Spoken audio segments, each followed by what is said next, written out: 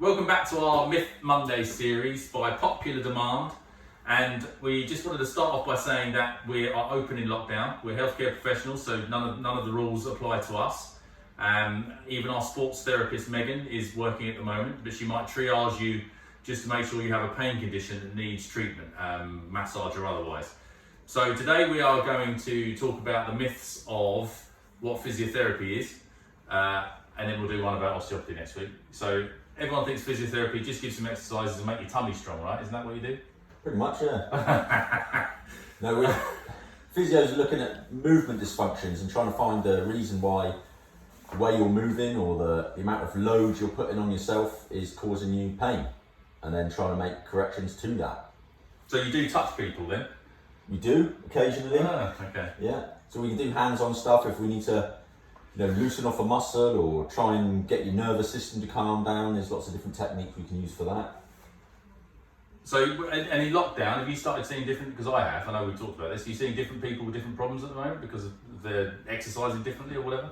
Yeah, there's probably a bit more of an uptake in the office injuries, postural, ergonomic stuff.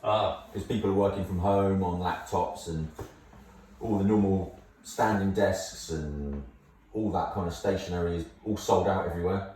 Right. People aren't able to go to the gym, so their strength and conditioning is going down, and you can't buy any gym kit because everyone's bought it already.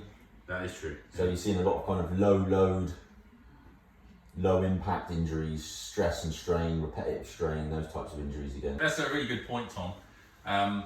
So at what point if someone's working from home now, like they all are, and they've got problems, at what point should a patient think about, I should go and see a physio, go see Tom for some advice? At what point do they need to make that decision?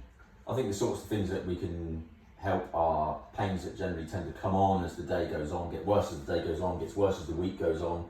That would suggest to me that there's some kind of tissue strain going on and tissues just aren't coping with it. And I think if it's been going along within a couple of weeks, I'd probably want to see them and see what's going on in detail. Okay. And what would be your number one? I know what I say about posture, which is everyone thinks that posture should be like this, that, and the other. But I think the research and the science I think we covered before is that there's no perfect posture. Your best posture is your next posture.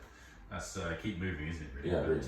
But most people we see at the moment, are sitting at their dining table with a little chair, and they're easy things to do about that. So that's what I'm doing a lot of as well at the moment. Anything else to add to that? Yeah.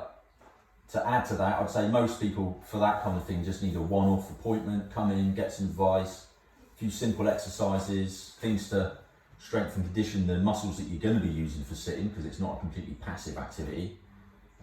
So I think some people are afraid sometimes that they're going to come and see one of us and they're going to be told that they need to keep coming week after week after week ad infinitum, when actually for that kind of stuff, it could just be one-off. Just be a one-off. That's what we aim to do, really. I'd rather see 10 people once and one person 10 times.